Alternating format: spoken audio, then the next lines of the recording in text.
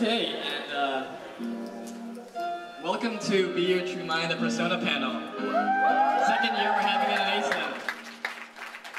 You guys might be wondering what happened to the blue-haired dude and the kid with the hat from last year. Well, the blue-haired guy decided to become a wall, and after the events of the last year, I had to personally arrest the guy in the hat. So, he just, the use of the word bro got a little annoying. sup, dude? Where's my coffee? I'll get it later for you, sir. Oh man, like, do I have it set up? Switches and chords. Okay. I would like to give a nice shout out to all you damsels and maidens out there. I'm trying to be civil today. Let me kill that music first. He doesn't want to violate his probation. Absolutely nothing. Do you want to hear our beautiful voices, or do you want to hear the orchestra? Well, I have done a lot of karaoke. My charisma is pretty high. I do impressions, but not karaoke. Oh, that's too bad. Like I live, dude. Well, talking about Scooby-Doo, well, that's basically the plot of Persona 4 anyway. Zoinks, man. Alright, so, let's get serious here. Very serious. Okay, so, a brief overview of this panel. First, we're going to talk about Atlus, the company, and the Mega 10 franchise.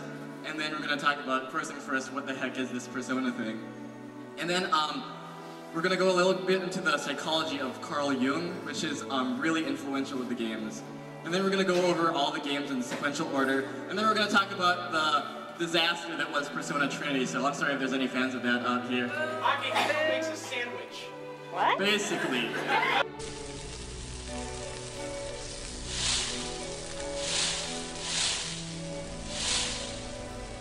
よ、おかえり。たった今。悪いが、皿を出してくれないか。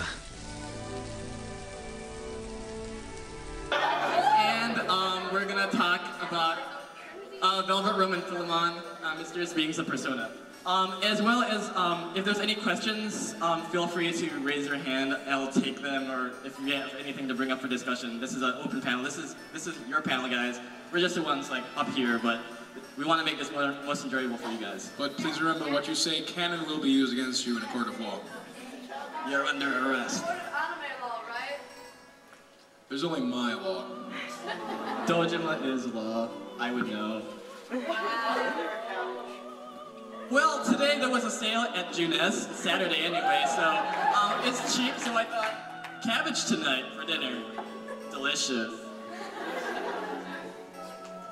And I just wanted to say at the end of the panel, we will have a sign-up sheet for if you want to be part of the newsletter that we're going to be setting up for this panel.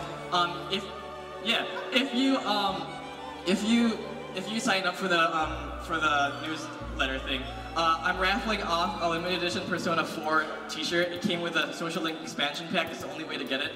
So that, and I don't want to give away my cabbage. I think that could be fun. I tried to give him away last year, but it didn't go too well. Okay, so just a warning, spoilers abound.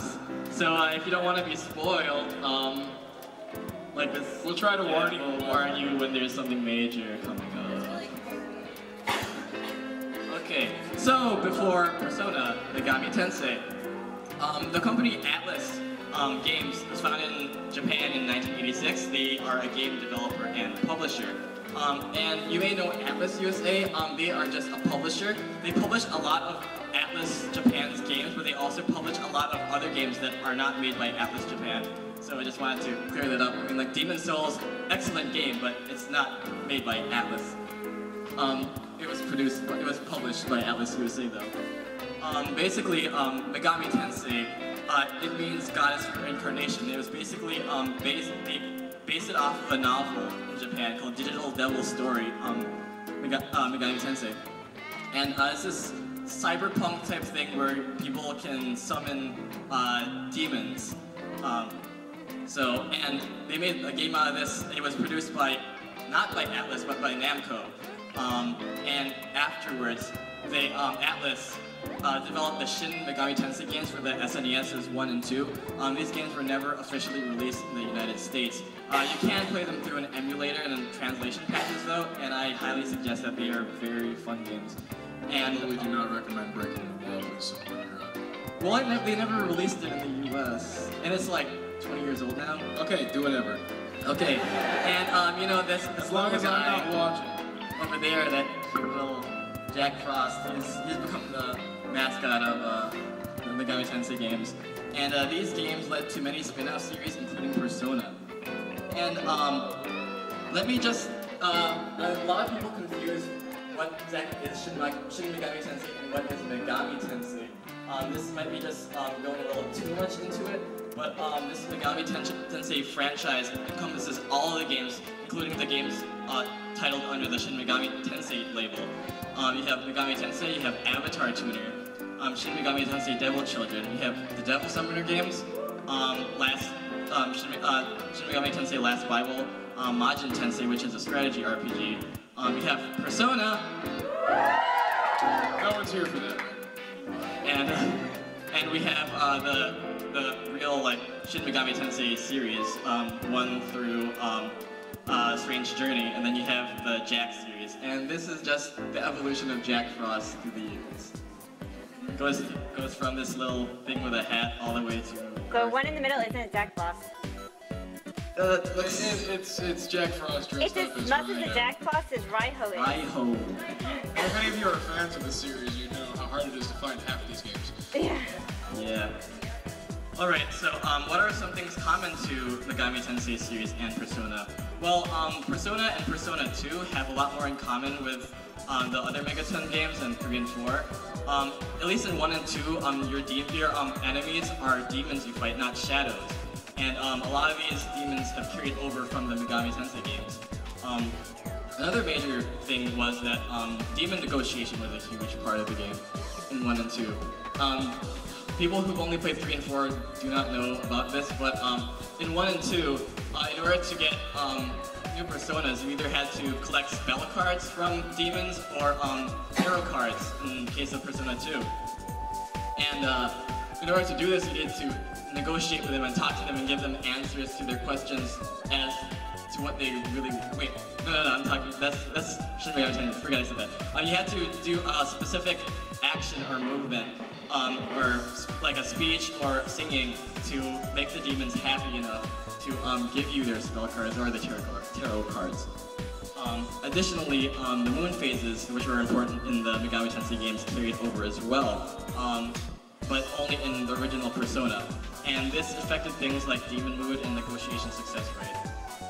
And additionally, you have the spell names, which you all know and come to love. Agi, Bufu, Zio, and Zan. Which are the elemental attacks. It's an almighty attack, I think. It's a...